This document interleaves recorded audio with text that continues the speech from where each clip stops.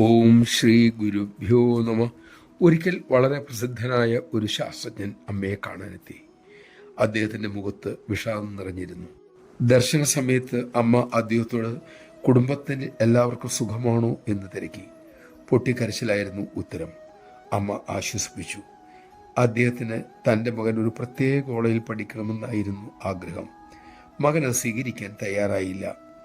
മകൻ്റെ ഭാവിയെക്കുറിച്ചുള്ള അമിത ആശങ്കയാൽ അദ്ദേഹത്തിൻ്റെ രാത്രികൾ നിദ്രാവിഹീനങ്ങളായി.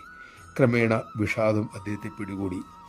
അറിയപ്പെടുന്ന ബുദ്ധിമാനായ ആ ശാസ്ത്രജ്ഞന് ജീവിതം നൽകുന്ന ചെറിയൊരു വെല്ലുവിളിയെ പോലും നേരിടാൻ കഴിഞ്ഞില്ല. നമഃശിവായ.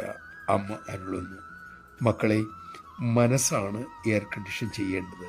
ധാർമ്മികമായി ചെയ്യാനുള്ളത് ചെയ്തിട്ട് ബാക്കിയുള്ളതെല്ലാം ഈശ്വരൻ്റെ ഇച്ഛയ്ക്ക് വിടുക. വരുന്നതിനെയെല്ലാം പ്രസാദ ബുദ്ധിയോടുകൂടി സ്വീകരിക്കുക. അതാണ് ശാന്തിക്കുള്ള നല്ല വഴി. അമ്മയുടെ ഈ ഉപദേശം സ്വീകരിക്കാനും ശീലിക്കുവാനും നമുക്ക് സാധിക്കട്ടെ.